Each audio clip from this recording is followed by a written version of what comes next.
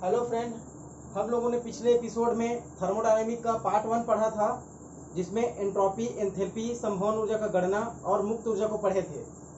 अब दूसरा जो है थर्मोडायनेमिक पार्ट 2 में और क्या क्या देखेंगे उसके बारे में आज पढ़ेंगे। तो इसमें आज रहेगा जो है ऊष्मक्षेपी, ऊष्मशोषी अभिक्रियाएं, उत्क्रमणीय अनुत्क्रमणीय अभिक्रियाएं, निकाय के बारे में, ये सब कुछ बचा है उसके बारे में डिस्कस करेंगे। तो आइए पढ़ते हैं आज क्या है उसको, ऊष्मागतिकी। ऊष्मागतिकी, थर्मोडायनेमिक्स।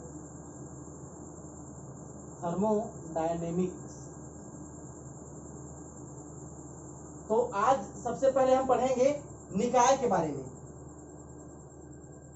निकाय, तो निकाय के बारे में पिछले एपिसोड में हम लोग भी थोड़ा डिस्कस किए थे। निकाय क्या है? तो निकाय क्या है कि ब्रह्मांड में कोई ऐसा स्थान जहां ताप, दाब और सांद्रता में क्या होता है? परिवर्तन होता है। ब्रह्मांड का वह स्थान जहां ताप, दाब एवं सांद्रता में परिवर्तन होता है, वही निकाय कहलाता है। ये तो आप सब समझ ही गए होंगे। तो निकाय को मुख्यतः 3 प्रकार से बांटा जाता है। पहला जो होता है खुला निकाय, दूसरा होता है बंद निकाय, और तीसरा होता है विलगित निकाय। ये मुख्यतः इसको 3 रूप में बांटा जाता है। तो खुला निकाय होता क्या है? तो मैं सबसे पहले आप लोगों को थोड़ा सा बताना चाह रहा हूं कि मान लिया जाए ये कोई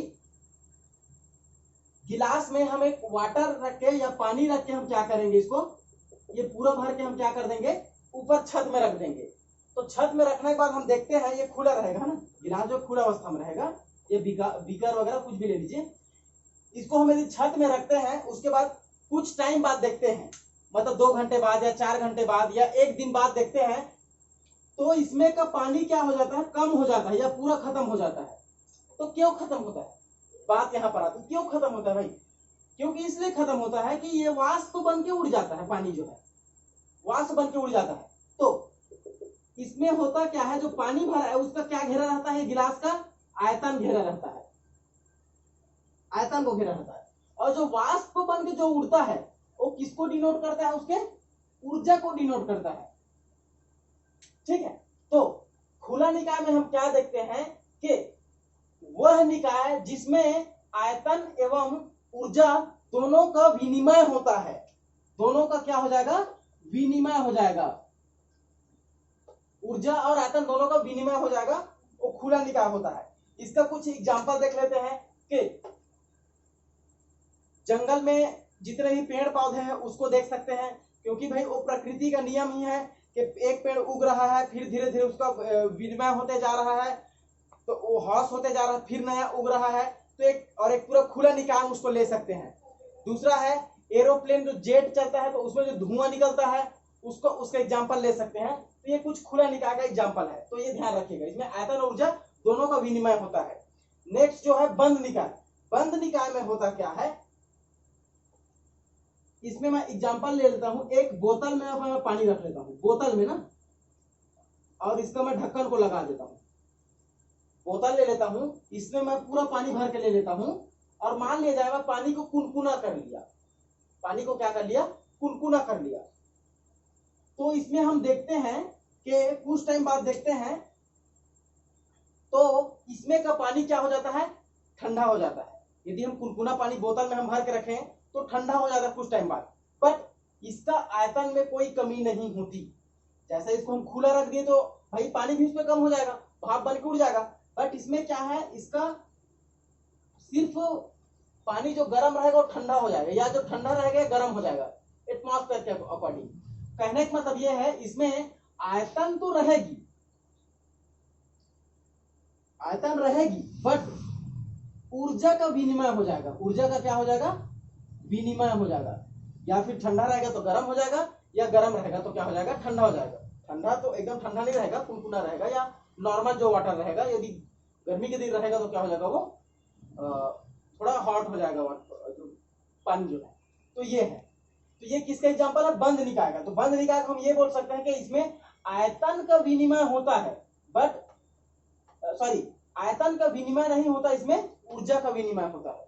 नेक्स्ट जो बच गया वो है विलगित निकाय। विलगित निकाय में होता क्या है, इसका एग्जांपल मैं आप लोगों को समझा देता हूं। ये मान लीजिए थर्मस है, थर्मस तो लगभग सभी यूज करते होंगे थर्मस को। थर्मस में होता क्या है कि यदि हम ठंडा पानी यदि उसमें भर के रखें, मतलब कोल्ड वाटर, चिल्ड वाटर यदि उसमें भर के रखें, तो उसको लंबे टाइम तक यदि हम बाद में पिएंगे तो चिल्ड रहेगा, या फिर उसमें हॉट वाटर भर के रखें तो हॉट वाटर लंबे टाइम तक हॉट ही रहता है, और उसके साथ साथ उसके आयतन भी में कोई परिवर्तन नहीं होता। जितने मात्रा में आप पूरा भरे रहेंगे तो पूरा ही रहेगा, और यदि आप हाफ भरेंगे तो हाफ ही रहेगा। तो कहने का मतलब विलगित निकाय यह होता है जिसमें ना तो आयतन का विनिमय होता है, ना तो ऊर्जा का विनिमय होता है। तो ये है, इसका एग्जाम्पल है, एग्जाम्पल समेत आप लोगों को समझा दिया। ये बहुत इंपॉर्टेंट है, एक ना एक क्वेश्चन से पूछा जाता है। तो ये तो बहुत आसान है, एक बार थोड़ा रिपीट कर देता हूं। निकाय, निकाय क्या होता है? जिसमें ताप, ब्रह्मांड का वह स्थान जहां पर ताप, दाब एवं सांद्रता में परिवर्तन होता है उसको निकाय बोलते हैं। निकाय 3 प्रकार का होता है, खुला निकाय, बंद निकाय और विलगित निकाय। खुला निकाय में क्या होता है, इसमें इसका आयतन और ऊर्जा दोनों में क्या होता है? विनिमय होता है। बट बंद निकाय में क्या होता है? आयतन तो रहता ही है, ऊर्जा बस में क्या होता है? विनिमय होता है। लेकिन विलगित निकाय में उसका ना तो आयतन में विनिमय होता है, ना ही ऊर्जा का विनिमय होता है। तो इसमें कुछ एग्जांपल के माध्यम से 2-4 एग्जांपल देता हूं, उसके बाद में समझाता हूं। तो हमने कुछ एग्जांपल ले लिए हैं। देखिए इसमें कौन सा निकाय है ये बताना है। थर्मस, थर्मस का तो हमको पता ही है। इसमें क्या होता है? ना तो आयतन का विनिमय होता है, ना ही ऊर्जा का विनिमय होता है। दोनों क्या होता है? उसी में समाहित होते हैं। तो ये क्या है? विलगित निकाय, विलगित निकाय। दूसरा जो है सोलर कुकर। सोलर कुकर का बनावट आप लोगों को सबको ही पता होगा कि ऐसा होता है, इसमें उसका खाना बनाने के लिए रहता है, और इसमें इसका कांच लगी होती है, दर्पण लगी होती है। इसमें सनलाइट जब पड़ता है तो सनलाइट पड़ने के बाद क्या होता है कि सबसे पहले तो क्या होता है? नॉर्मल होता है। जैसे ही सनलाइट पड़ता है तो इसमें क्या हो जाता है? इसमें इसका टेम्परेचर बढ़ने लग जाता है। टेम्परेचर बढ़ने लग जाता है मतलब ऊर्जा का विनिमय होना चालू हो जाता है। बट इसमें जो रखा हुआ खाना है वो तो खाना खाना ही रहेगा। तो इसलिए क्या होता है? ये बंद निकाय होता है। इसमें ऊर्जा का विनिमय हो रहा है, बट इसमें आयतन का विनिमय नहीं हो रहा है। तो ये बंद निकाय है। दूसरा है, तीसरा है केटली में रखी हुई चाय। केटली में मान लीजिए हम चाय गर्म कर, अपना चाय बना के हम क्या करें? केटली में रख दिए। अब उसमें से निकाल के देते हैं चाय को। तो क्या होता है उसमें? अब उसको रख दिए, गर्म है चाय, बट क्या होता है? थोड़ी सी धीरे धीरे क्या होगा? उसमें का ऊर्जा का विनिमय होना चालू हो जाएगा। क्या हो जाएगा? ऊर्जा का विनिमय होना चालू हो जाएगा। बट केटली में जो चाय है वो चाय की ढकी होती है, वो तो उतना का उतना ही रहेगा। वो इसका जो मात्रा है वो रहेगा ही, बट ये क्या हो जाएगा? धीरे धीरे करके ठंडा हो जाएगा। ठंडा हो जाएगा मतलब उसमें ऊर्जा का विनिमय होते जाएगा। अगला जो जल का उबलना, जल का उबलना मतलब मान लिया जाए हम यहाँ पर एक यहाँ पर खुला पात्र ले लिए, उसमें हम जल ले लिए, उसको हम गैस चूल्हे में रख दिए। तो धीरे धीरे क्या होगा? उसमें ऊर्जा का विनिमय भी होगा भाप के द्वारा, और दूसरा के दूसरा उसका आयतन में भी कमी आती जाएगी। तो ये क्या हो जाएगा? ये खुला निकाय हो जाएगा। ये भी बंद है ना। नेक्स्ट जो फ्रीज, फ्रीज क्या होता है? इसमें कंफ्यूज होते हैं बहुत जने, फ्रीज किस में, कौन सा निकाय में आता है? तो फ्रीज क्या होता है? ये विलगित निकाय में आता है, क्योंकि ना तो इसका आयतन में विनिमय होता है, ना इसका ऊर्जा का विनिमय होता है। इसलिए किस में आता है? ये विलगित निकाय में आता है।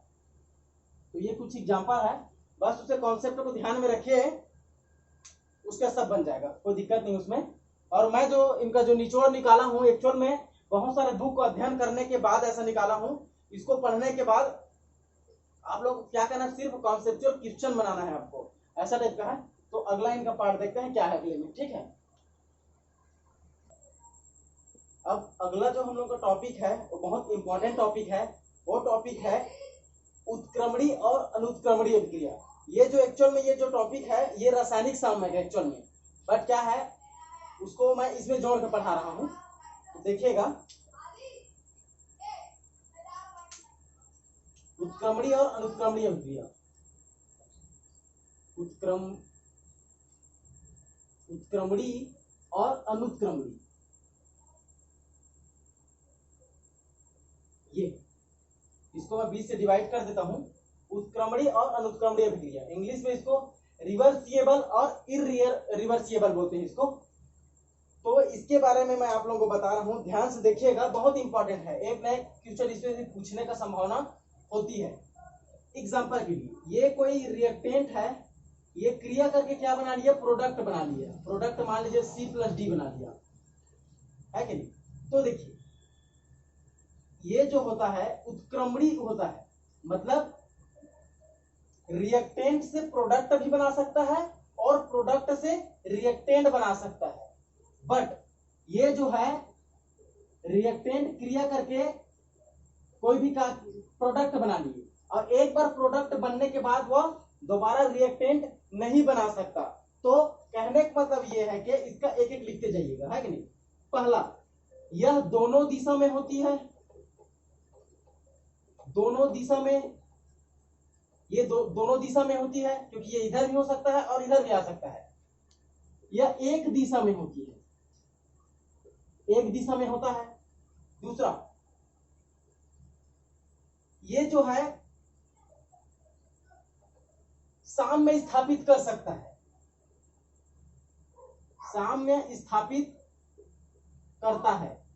ये जो है नहीं करता है, साम्य स्थापित नहीं करता है। नेक्स्ट देखिए, यह रिएक्टेंट से प्रोडक्ट बना सकता है और प्रोडक्ट से रिएक्टेंट बना सकता है, मतलब रिएक्टेंट से प्रोडक्ट बना सकता है और प्रोडक्ट से क्या बना सकता है, रिएक्टेंट बना सकता है। ये बट ये ऐसा नहीं होता, ये सिर्फ एक बार रिएक्टेंट से क्या बनाएगा, प्रोडक्ट बनाएगा। ये हो गया। दूसरा, इसको ये केवल काल्पनिक जो होता है, ये क्या होता है, काल्पनिक होता है।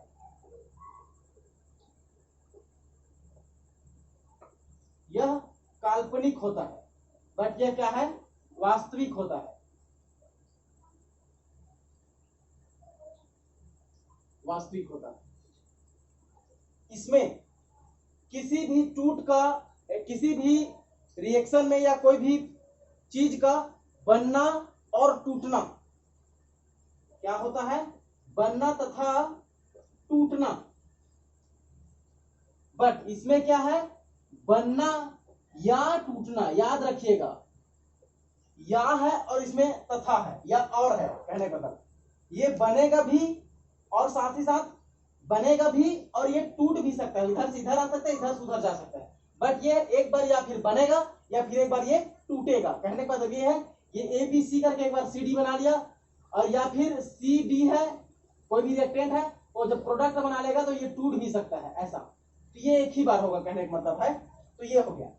इसका एग्जाम्पल जो है वो है जैसे PCl5 का बनना या टूटना, HX, X होता है हाइड्रोजन ग्रुप लगा दिया मैं, इसमें I भी ले सकते हैं, क्लोरीन भी लिख सकते हैं, ब्रोमीन भी ले सकते हैं। तो ये हो गया। उसके साथ साथ Fe2O3 का बनना या टूटना, बनना तथा टूटना, ये इसका एग्जांपल हो गया। SO3 का हो गया। उसके साथ साथ NO2 का बनना या टूटना, ये भी हो गया, बनना और टूटना। बट इसका जो एग्जांपल है वो ध्यान रखिएगा, बहुत इंपॉर्टेंट, डायरेक्ट पूछ देता है कि इनमें से कौन उत्क्रमणीय अभिक्रिया है, जैसे पूछ देगा PCl5 उत्क्रमणीय अभिक्रिया है, अनुत्क्रमणीय अभिक्रिया है। तो डायरेक्ट हमको लगाना है कि ये PCl3 और Cl2 में क्या हो जाता है, टूट जाता है। उसके बाद यदि PCl3 और Cl2 को यदि हम फिर से यदि जोड़े तो PCl5 पे फिर से वो जुड़ जाता है।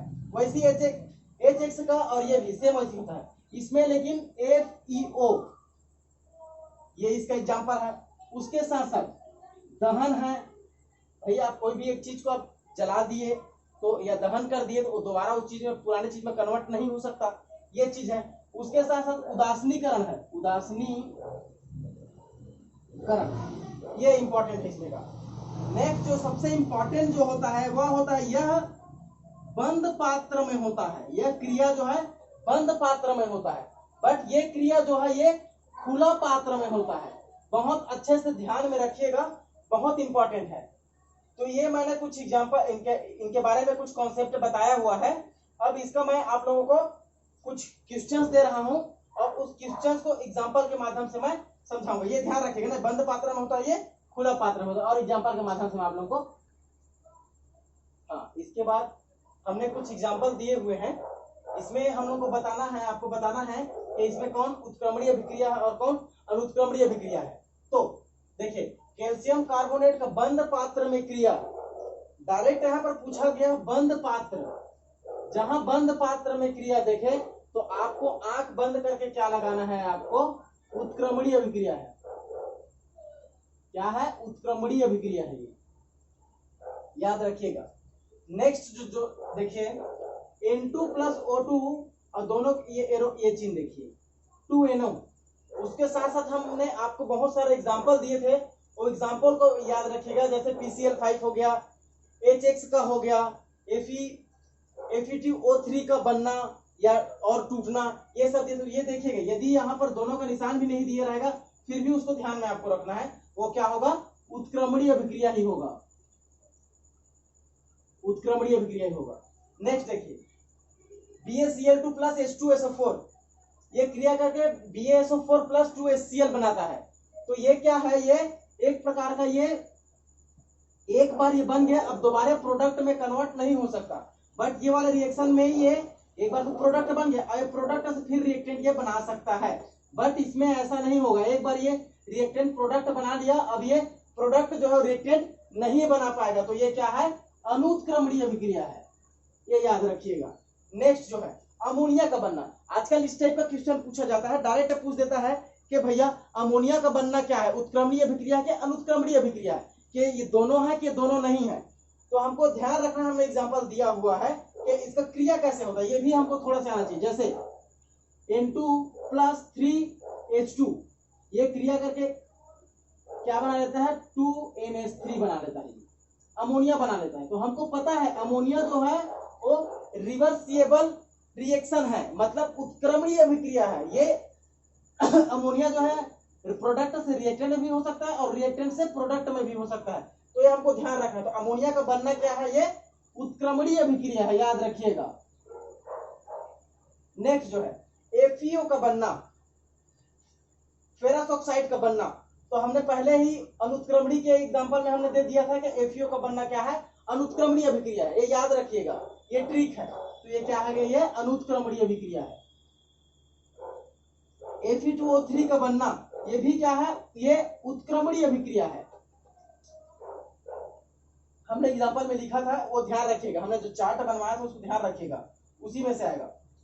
कैल्शियम कार्बोनेट का खुला पात्र में क्रिया, अब ये देखिए यहां पर तो बंद पात्र था, उत्क्रमणीय लगा दिया, बट यहां पर क्या है, खुला पात्र में, जहां पर खुला पात्र दिया मतलब आपको आंख बंद करके क्या लगाना है, ये अनुत्क्रमणीय अभिक्रिया है ये।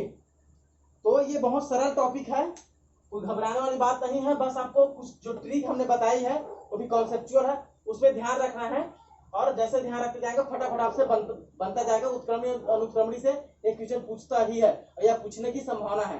अब नेक्स्ट देखते हैं टॉपिक क्या है। नेक्स्ट जो इम्पोर्टेंट टॉपिक है वह है ऊष्माक्षेपी और ऊष्माशोषी अभिक्रिया।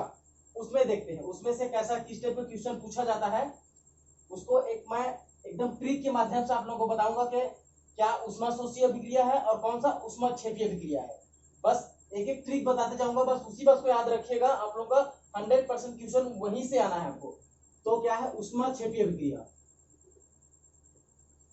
एक तरफ ऊष्माक्षेपी अभिक्रिया और दूसरा तरफ ऊष्माशोषी अभिक्रिया, ये हो गया। तो नाम से ही समझ आ रहा है ऊष्माक्षेपी और ऊष्माशोषी, जिसमें क्या होता है, वह रासायनिक अभिक्रिया जिसमें ऊष्मा क्या होती है, उत्सर्जित होती है, उत्सर्जित होती है, और वह रासायनिक अभिक्रिया जिसमें ऊष्मा का क्या होता है, शोषण होता है, ऊष्मा का शोषित होता है। ठीक है, तो ये है, इसमें ऊष्मा का उत्सर्जन होता है, इसमें ऊष्मा का शोषित होता है। तो देखिए इसको क्या करते हैं, इसको डेल एच का मान इसका माइनस में आता है और इसका डेल एच का मान किस में आता है, प्लस में आता है। क्यों, अब यहां सवाल उठ रहा है क्यों, तो क्यों देखिए, इसलिए क्योंकि कोई रिएक्टेंट है, वो क्रिया करके क्या बना रहा है, प्रोडक्ट बना रहा है, प्रोडक्ट का निर्माण कर रहा है। तो क्या होता है, इसको मैं एच आर से डिनोट कर सकता हूं और इसको एच और पी से, पी मतलब प्रोडक्ट और आर मतलब रिएक्टेंट, और एच क्या है, एंथैल्पी है, मतलब डेल एच क्या है, एंथैल्पी है, सब जानते हैं एंथैल्पी है। तो देखिए इसमें क्या होता है, जो प्रोडक्ट का जो मान है वो रिएक्टेंट से कम होता है, कहने का मतलब ये है जो रिएक्टेंट का मान है ज्यादा होता है किससे, प्रोडक्ट के मान से। इसलिए क्या होता है, इसका जो मान जो आता है डेल एच एंथैल्पी का मान, इसलिए इसमें क्या होता है, निगेटिव में आता है। उसी प्रकार इसमें देख लेते हैं, ये रिएक्टेंट है वो क्या बना लिए, प्रोडक्ट बना लिए। तो इसमें क्या होता है, जो प्रोडक्ट का जो मान है, प्रोडक्ट का मान है और किससे, रिएक्टेंट से ज्यादा होता है, इसलिए इसका डेल एच का मान किस में आता है, पॉजिटिव में आता है, ये याद रखिएगा। अब इसमें से क्वेश्चन कैसे बनता है उसको देखते हैं। मैं पूरा लाइन से लिख रहा हूं, इतना होगा मतलब वो क्या है, ऊष्माक्षेपीय अभिक्रिया है, और जितना इधर होगा वो ऊष्माशोषीय अभिक्रिया है। ये एक निचोड़ है, कैसे देखिए, पहला है अमोनिया का बनना। यदि बोल दिया अमोनिया का बनना क्या है, आंख बंद करके आपको लगाना क्या है, ऊष्माक्षेपीय अभिक्रिया है। नेक्स्ट जल योजन, जल योजन अभिक्रिया क्या है, हट से लगाना किसमें, ऊष्माक्षेपी में। आपको किसी भी चीज का टूटना यदि बोल दिया, जैसे बोल दिया कोई भी रिएक्शन दे दिया, जैसे इसका टूटना, उसका टूटना, HI का टूटना, इसका टूटना बोल दिया, मतलब आपको फट से आंख बंद करके किसमें लगाना है, ऊष्माक्षेपी में लगाना है। दहन, यदि दहन दे दिया, इसका दहन इतना है, ऐसा दहन हो रहा है, आंख बंद करके आपको क्या लगाना है, ऊष्माक्षेपी अभिक्रिया लगाना है। फिटकरी का बनना, फिटकरी का बनना, यदि फिटकरी का बनना बोल दिया, आंख बंद करके आपको क्या लगाना है, ऊष्माक्षेपी अभिक्रिया लगाना है। हो गया। नेक्स्ट जो है वो है, ये तो जल योजन को हाइड्रोजनीकरण भी इसको बोलते हैं। उसके साथ साथ है अपना संभवन उष्मा, संभवन उष्मा, ये भी किसमें आता है, ऊष्माक्षेपी अभिक्रिया में आता है। और इसमें बच गया और जो बचेगा उसको थोड़ा देख लेंगे। और इसमें देखते हैं इसमें क्या क्या लगाना है। वाष्पन, वाष्पन क्रिया यदि बोल दिया, कहने का मतलब ये है कोई भी क्या है, सॉलिड है, सॉरी कोई भी लिक्विड है, लिक्विड से यदि वो किसमें कन्वर्ट होता है, गैस में कन्वर्ट होता है, उसी तो वाष्पन क्रिया बोलते हैं ना। तो वो क्या हो गया, ऊष्माशोषी में लगाना है।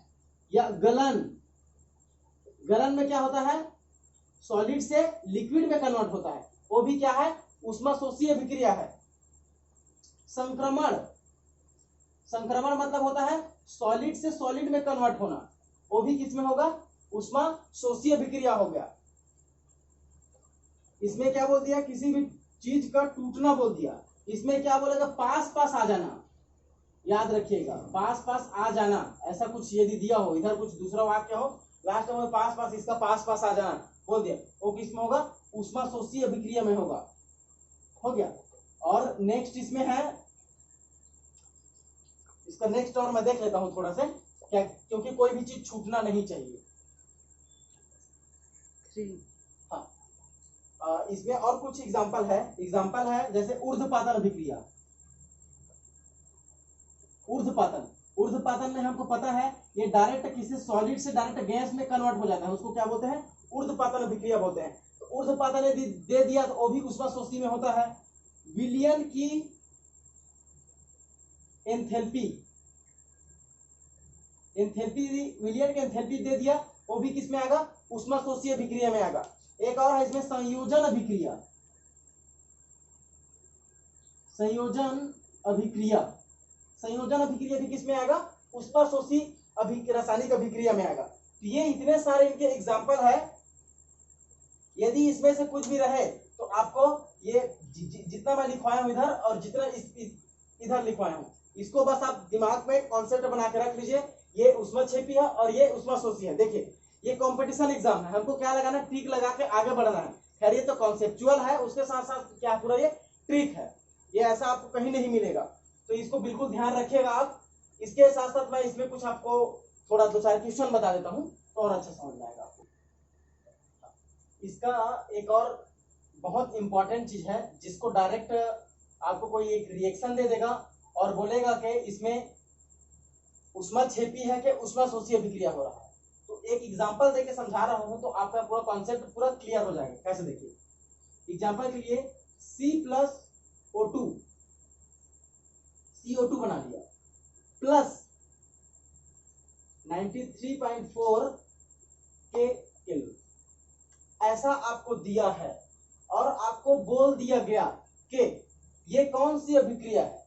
तो आपको आंख बंद करके यदि प्लस दिखा, डायरेक्ट यदि प्लस जुड़ा दिखा, यहां पर डायरेक्ट प्लस जुड़ा दिखा तो आंख बंद करके आपको ऊष्माक्षेपी अभिक्रिया लगाना है।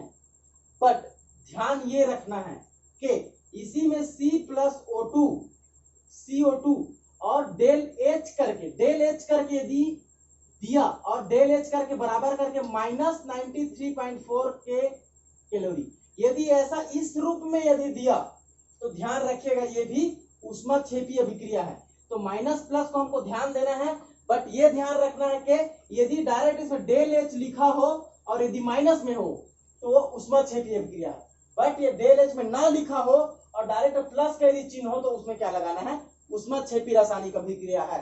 और ऊष्माशोषी का एग्जांपल बता देता हूं। इसमें C2+H2 यदि दिया C2H2 और यहां पर बोल दिया कि इसमें -59.2 के कैलोरी, इस टाइप का यदि दे दिया, यदि माइनस में दिया तो हमको ऊष्माशोषी लगाना है, प्लस में दिया तो हम ऊष्माक्षेपी लगाना डायरेक्ट ना, और यहाँ डायरेक्ट यदि माइनस में दिया तो ऊष्माशोषी अभिक्रिया लगाना है आपको। बट यहीं पर यदि 2C+H2 क्रिया करके C2H2 बना लिया प्लस यहां पर दे दिया डेल H बराबर लिखा रहेगा, प्लस दे दिया 59.2 के कैलोरी, यदि इस टाइप का दिया डेल H में यदि इस टाइप का दिया तो हमको आंख बंद करके क्या लगाना है, ऊष्माशोषी रासायनिक अभिक्रिया है। बहुत सरल है, बस आपको प्लस माइनस का ध्यान रखना है और उसके साथ साथ आपको डेल H लिखा होगा ये ध्यान रखना है। एकदम कॉन्सेप्चुअल है, ऐसा टाइप का क्वेश्चन पूछा ही जाता है, वो ध्यान रखना है आपको। नेक्स्ट देखिए, मैंने 4-5 ऐसा एग्जांपल दिया हो, वो क्या है, N2+3H2 2NH3 अमोनिया बन रहा है। तो हमने बताया था अमोनिया का बनना क्या है, ऊष्माक्षेपी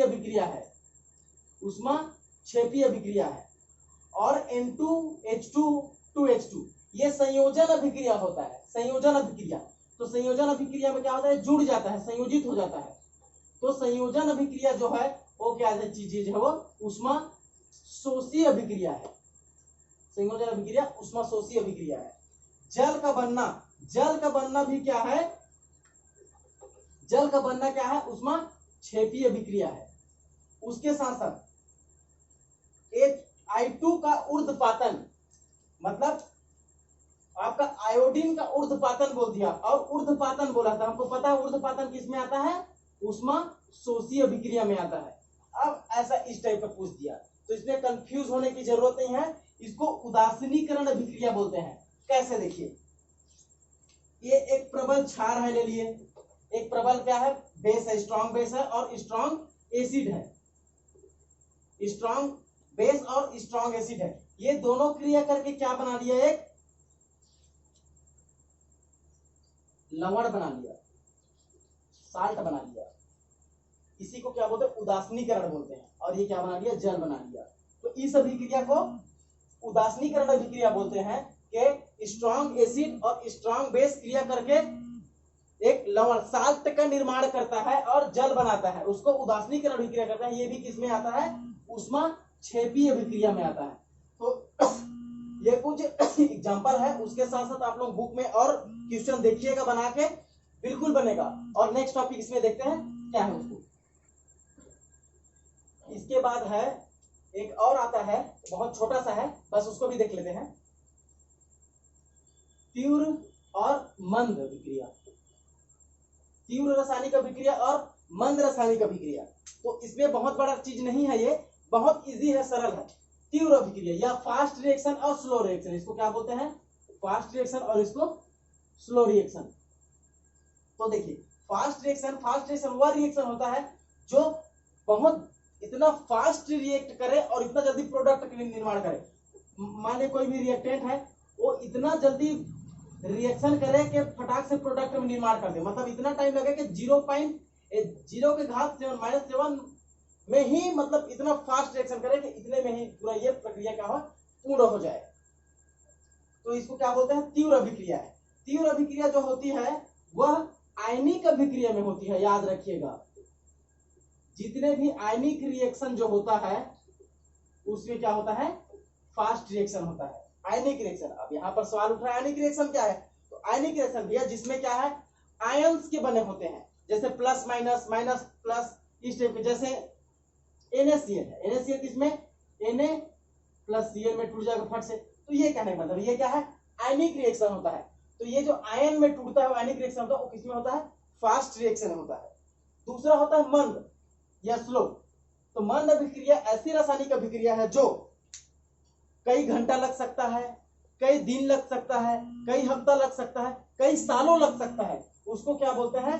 मंद रासायनिक अभिक्रिया बोलते हैं। जैसे एग्जांपल के लिए है हमारा लोहे में जंग लगना, लोहे में जंग लगना, दूध से दही बनना, ये भी क्या है? मंद अभिक्रिया है। कि ऐसा तो नहीं कि हम दूध तुरंत डाल दिए और तुरंत फास्ट तुरंत बन गया, ऐसा तो नहीं है। उनको कम से कम कुछ घंटे का समय लगता है या एक दिन का समय लगता है, तब वो दही बन पाता है। तो ये है। और बाकी आयनिक अभिक्रिया को छोड़ के जितने भी रासायनिक अभिक्रिया हो किसमें आता है? मंद रासायनिक अभिक्रिया में आता है। इसको छोड़ के बाकी सब अदर्स जितने हैं किसमें आएगा? मंद रासायनिक अभिक्रिया में आएगा। तो ये है। तो बस ये ध्यान रखिएगा, इसमें कोई बहुत बड़ी बात नहीं है, तीव्र और मंद रासायनिक अभिक्रिया में। इसके बाद हमारा एक और टॉपिक जो बचता है उसको देखते हैं। एक और टॉपिक है जिसमें से भी बहुत क्वेश्चन आता है, डायरेक्ट पूछ दिया जाता है कि इसमें से विस्तीर्ण गुण कौन सा है या गहन गुण कौन सा है, या मात्रात्मक नाम से पूछा जाता है, ये विशिष्ट या एक्सटेंसिव या इंटेंसिव, डायरेक्ट ऐसा पूछा जाता है। तो विस्तीर्ण गुण और गहन गुण मैंने सभी बुक को टटोल के क्या विस्तीर्ण गुण में इतना आता है और गहन गुण में इतना आता है करके मैंने पूरे को लिख दिया है। तो देखिए इसमें कौन कौन सा आता है, विस्तीर्ण गुण या मात्रात्मक गुण या एक्सटेंसिव गुण में कौन कौन सा आता है। तो देखिए इसमें आता है द्रव्यमान, एंथैल्पी, एंट्रोपी, मुक्त ऊष्मा ऊर्जा, ये तो हम पढ़े ही हैं, है कि नहीं। द्रव्यमान हो गया, कार्यफलन हो गया, आयतन हो गया, गुप्त ऊष्मा हो गया। गुप्त ऊष्मा याद रखिएगा, ऊष्मा या विशिष्ट ऊष्मा इसमें आएगा बट गुप्त ऊष्मा इसमें आएगा। ऊष्मा धारिता इसमें आएगा बट मोलर ऊष्मा धारिता इसमें आएगा ना, याद रखिएगा। ऊर्जा इसमें आएगा, इसमें गहन वाले में, बट याद रखिएगा आंतरिक ऊर्जा इसमें आएगा। ये जो इंपॉर्टेंट है उसको जिसमें फंसा के दिया जाता है। ये गुप्त ऊष्मा इसमें आता है और मोलर ऊष्मा धारिता इसमें आता है। ये हो गया गहन में आ जाइए, ताप हो गया, दाब हो गया, विशिष्ट घनत्व हो गया, मोलर आयतन हो गया, प्रति मोल हो गया, श्यानता हो गया, बॉइलिंग पॉइंट हो गया, मेल्टिंग पॉइंट हो गया, अपवर्तनांक हो गया, पृष्ठ तनाव हो गया, हिमांक हो गया। ये सब किसमें आता है? गहन वाले में आता है। तो इससे डायरेक्ट क्वेश्चन पूछा जाता है कि गहन गुण कौन सा है और विस्तीर्ण गुण कौन सा है। तो ये देखिएगा, और पिछले साल के क्वेश्चन उठा के एक क्वेश्चन इसमें पूछा ही जाता है। तो ये याद रखिएगा और इसको बकायदा नोट डाउन कर ही लीजिए, ये बहुत इंपॉर्टेंट है और एकदम बहुत सटीक से याद रख लीजिएगा ही। इसमें से एक क्वेश्चन एक नहीं पूछा ही जाता। अब देखते हैं इसमें का आगे। अच्छा, अब ये टॉपिक देखिए, ये बहुत इंपॉर्टेंट टॉपिक है। इसमें से एक ना एक क्वेश्चन डाला ही जाता है या इसमें से आने का संभावना रहता ही है। कैसे देखिए, यांत्रिक ऊर्जा से विद्युत ऊर्जा में कन्वर्ट। सब क्या हमको एग्जांपल देते जाना है कि क्या होता है। यंत्र से विद्युत ऊर्जा, यंत्र मतलब कोई भी मशीन से विद्युत में कन्वर्ट करना। तो जैसे पानी क्या होता है, डायनेमो में गिरता है, डायनेमो क्या घूमता है, चक्र घूमने के बाद विद्युत का उत्पादन होता है। तो डायनेमो क्या हो गया, यंत्र हो गया, विद्युत उत्पादन। तो इसमें क्या कर सकते हैं, एग्जांपल डायनेमो यंत्र, ये कर सकते हैं। नेक्स्ट, विद्युत से उष्मा का मतलब लाइट से जो विद्युत करंट होता है उससे उष्मा का वो क्या हो सकता है, गैस करिए आप लोग। वो होता है आपका गीजर हो गया या हीटर हो गया। भाई आप हीटर में जैसे लाइट क्लिप को लगाते हैं तो वैसा हीट करता है, वो उष्मा देता है हमको। ये इसका एग्जांपल हो गया। अब विद्युत से यांत्रिक, विद्युत से क्या हो गया, यांत्रिक, यंत्र। तो यंत्र कौन सा है, यंत्र मतलब कौन हो सकता है, मोटर। हम जैसे ही लगाए तो मोटर हो गया, पंखा हो गया, ये सब हो सकता है कि नहीं। मोटर हो गया, पंखा हो गया, कोई मशीन हो गया, जैसे हम विद्युत लगाते हैं तो घूमना चालू हो जाता है। कई ऐसे एग्जांपल है। अब विद्युत से प्रकाश, विद्युत से प्रकाश तो हमारा ट्यूबलाइट हो गया, लाइट हो गया, तो क्या हो गया, बल्ब, ट्यूबलाइट हो गया, ये एग्जांपल इसका हो सकता है। नेक्स्ट, विद्युत से ध्वनि। तो विद्युत ऊर्जा से ध्वनि ऊर्जा में कौन सा है, विद्युत से ध्वनि, तो ध्वनि विस्तारक यंत्र हो गया अपना, ध्वनि विस्तारक यंत्र, ध्वनि विस्तारक यंत्र हो गया एग्जांपल में इसका। अब उष्मा से विद्युत, तो नाम से समझ आ रहा है कि थर्मल से क्या, करंट पैदा कर रहा है। तो क्या होता है सब, थर्मल पावर प्लांट में क्या होता है, कोयले से विद्युत उत्पादन होता है।